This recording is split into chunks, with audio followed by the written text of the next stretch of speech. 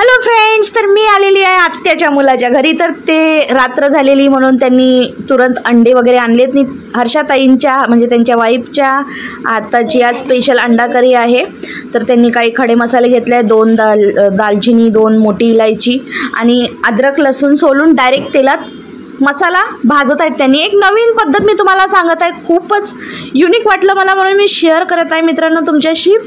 तर इथे बघा अद्रक लसूण सगळं फ्राय करत आहे ताई आणि त्यात खडा मसाला सुद्धा टाकलेला आहे, दालचिनी, मोठी इलायची आणि इथे माझा दादा कांदा वगैरे कापत आहे आणि इथे 2 टोमॅटो पण कापत आहेत ताई. तर हे सगळा मसाला त्यांनी म्हणजे फ्राय करून घेतात तेलात आणि मग ते मिक्सरला लावतात. त्याची खरंच खूप मस्त चव अशी मला तर खूप आवडली म्हणून मी तुम्हाला शेअर करते ही रेसिपी. तुम्ही बघू शकताय साईडला अंडे उकडत ठेवलेले आहेत. तर अंडे उकडतपर्यंत मसालासुद्धा भाजून होतो, मिक्सरला सुद्धा लावून होतं. तर इथे 2 कांदे 2 टोमॅटो टाकून त्यांनी मसाला फ्राय करत आहेत आणि इथे आधीच खोबरं व्यवस्थित भाजून ठेवलेलं तेलामध्ये. तर वाचलेलं खोबरं सगळं वापरत आहेत त्याच्यामध्ये. इथे चवीनुसार मीठ घालत आहेत, म्हणजे मीठ घातल्याने काय होतं टोमॅटो आणि आपले कांदे व्यवस्थित फ्राय होतात, शिजतात लवकर. आणि इथे मी वरून ताई 1 चम्मच जिरा टाकलेत आणि इथे आपल्याला हळदसुद्धा 1 चम्मच घालायचं आहे. तुम्ही बघू शकताय खूप अशी चवीला अशी रेसिपी आहे. अगर रेसिपी में बात होती है तभी मैं आपसे शेअर करते हूँ फ्रेंड. तर इथे बघू शकताय तुम्ही सगळं व्यवस्थित भाजून झालेलं आहे.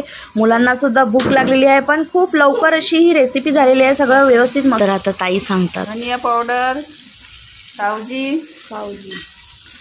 गोडा मसाला, तर बघू शकता इथे ताईने सगळं 1 चमचा मसाला घालून आता व्यवस्थित परतून घेत आहेत. तर मसाला ऑलमोस्ट पूर्णपणे शिजलेला आहे, पूर्णपणे तयार झालेला आहे.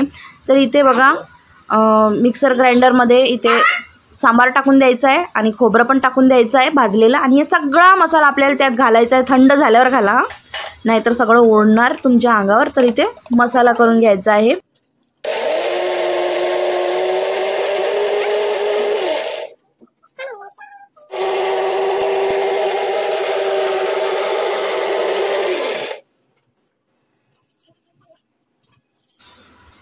तर इथे आपल्याला थोडं पाणी पाहिजे, तर थोडं पाणी घालून आणि परत फिरवून घेऊया, म्हणजे फाईन पेस्ट होते.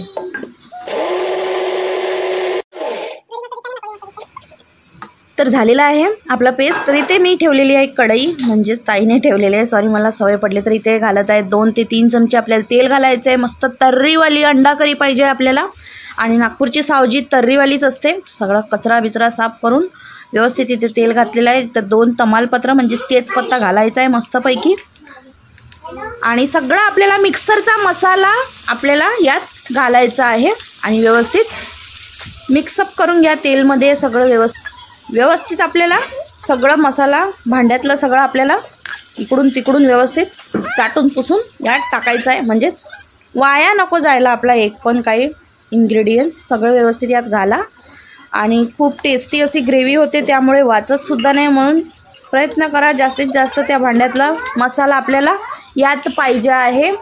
आणि यात थोडी कस्तुरी मेथी घाला तुम्ही. कस्तुरी मेथी घातल्याने काय होते, चव खूप खतरनाक येते. आणि असं हाताने जरा कुस्करून टाकायचं असं हाताने. आणि इथे आपल्याला हिरोती टाकायची आहे, 3 ते 3.5 चम्मच तुम्ही टाकू शकता, म्हणजे तुमची जेवढी तिखट असणार हिरोती तेवढं त्या प्रमाणाने तुम्ही तुमच्या तोंडाच्या चवाला जेवढं म्हणजे तोंडाला जेवढी चव असेल, तिखट खा नाही तर कसं बी खा तेवढं टाका तुम्ही. आणि इथं थोडंसं मिक्सरच्या भांड्यात असं हलवून पाणी तो सगळा व्यवस्थित घालून घ्या. हे ट्रिक आहे आपला भांडा धुण्याची आणि आपला भांडा स्वच्छ होते याच्यानं.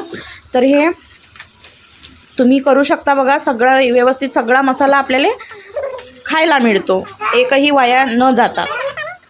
तर इथे बघू शकताय किती मस्त तर्री आलेली आहे आपल्याला. बघू शकताय आपल्या अंडा करीच्या जी ग्रेव्ही आहे त्याला किती सुंदर अशी तर्री आलेली आहे. तर हेच तर मेन असते, मसाला शिजल्यावर तर्री जे येते ते खूप अशी छान वाढवते आपल्या अंडा करीची म्हणा किंवा कुठल्याही भाजीची. तर इथे परत आणि वरून आपल्याला मोठे मोठे स्लाइस करून आपल्याला टोमॅटो कट करून त्यात टाकायचे आहे, म्हणजे वरनं खूप सुंदर असं लुक येते त्या अंडा करीला. तर तुम्ही बघू शकता इथनं वरनं घातलेला आहे टोमॅटो. इथे आमचे भाऊसाहेब अंडा सोलून देत आहेत, त्याच्यावरचे जे कवर आहेत ते काढत आहेत आणि इथे असं चाकूने असं कट करायचं आहे, जेणेकरून मसाला त्याच्या आतपर्यंत शिरावं. आणि इथे आपल्याला बघू शकताय तुम्ही कढई घेतलेली आहे, पॅन घेतलेला आहे. थोडं आपल्याला ग्रेव्हीमध्ये पाणी घालायचं आहे आणि परत चाकूने असं करून सगळे बॉईल अंडे आपल्याला एका पॅनवर घ्यायचं आहे आणि आपल्याला व्यवस्थित फ्राय करून घ्यायचं आहे त्याला. म्हणजे थोड्या तेलामध्ये पॅनमध्ये आपण फ्राय करू शकतो. कोणी खूप सारं तेल टाकून फ्राय करतात, पण ते योग्य नाही वाटत. थोडं कमी तेल वापरून आपण पण फ्राय करू शकतो. तर तेच तुम्हाला पद्धत दाखवत आहे की बघू शकताय तुम्ही किती व्यवस्थितपणे कमी तेलामध्ये पण आपली अंडा करी होऊ शकते. ते पण विथ एग फ्राय करून आपण एग करी करू शकतो.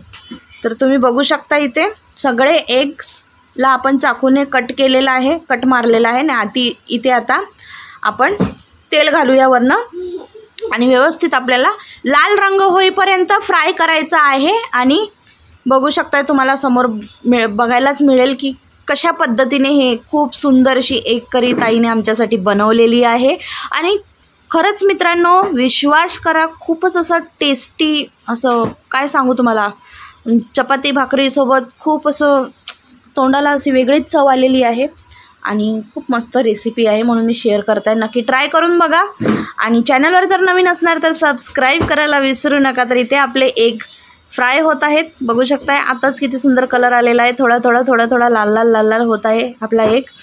तर बघू शकताय तुम्ही इथे साईडला जे ग्रेव्ही ठेवलेली आहे त्याला पण सतत असं हलवत राहा, नाहीतर खाली लागेल. इथे थोडं पाणी लागत आहे कारण सगळ्यांना पुरेल इतपत आपल्याला पाहिजे आहे. जर 2-3 माणसांसाठीच बनवत आहेत तुम्ही तर खूप होते, 1-2 वाटी पाणी. तर इथे आम्ही 4 वाट्या पाणी घालून त्याची करी वाळवलेली आहे. तुम्ही बघू शकताय. पण आपले मस्तपैकी लालसर होत आहे तिथे. आणि तर इथे मी अंडे थोडे हे होत होते म्हणून झाकून ठेवलेलं 5 मिनटं. तर इथे आपला करी पण उकडी मारत आहे मस्तपैकी आणि आपले अंडेसुद्धा फ्राय झालेले आहेत व्यवस्थित. तर आपण सगळे एग्स यात घालूया हळूहळू, एकदम स्लोली, नाहीतर अंगावर येईल. Be carefully. तर इथे बघा 5च मिनटं आपल्याला उकडी मारायची आणि आपली अंडा करी 5च मिनटात रेडी झालेली आहे मस्तपैकी. वरनं आपण गार्निशिंगला टाकूया मस्तपैकी सांबार, हिरवा ताजा बारीक कट करून आपल्याला त्याच्यावर असं टाकायचं आहे आणि इकडून तिकडून पसरून मस्तपैकी फिरवून घ्यायचं आहे. आणि एकदा मस्तपैकी सांबाराचा पण फ्लेवर जाऊ दे माझ्या अंडा करीमध्ये. आणि मस्तपैकी रेडी झालेली आहे बघू शकताय तुम्ही. तर तुम्ही भाकरीसोबत, चपातीसोबत, भातासोबत, कशासोबत पण खाऊ शकताय. कशी वाटली तुम्हाला रेसिपी नक्की सांगा कमेंट करून. आणि जर सबस्क्राईब केलं नसणार चॅनलला तर सबस्क्राईब करा, लाईक करा आणि शेअर करा जास्तीत जास्त. तर इथे बघू शकता तुम्ही किती सुंदर डिलिशियस कलर आलेला आहे. तर तुम्ही पण बनवा, ट्राय करा. तोपर्यंत आम्ही घेतोय आनंद मस्तपैकी अंडा करी. खूप खूप धन्यवाद रेसिपी बघितल्याबद्दल.